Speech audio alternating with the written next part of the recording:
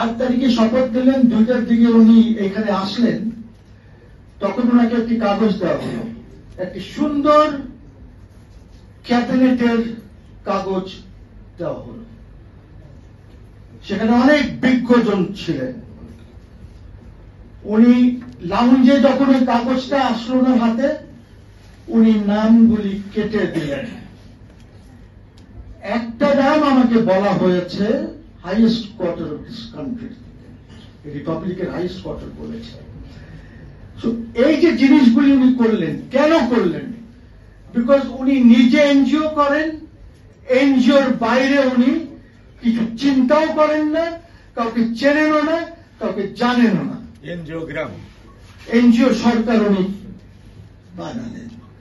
আর কি করলেন?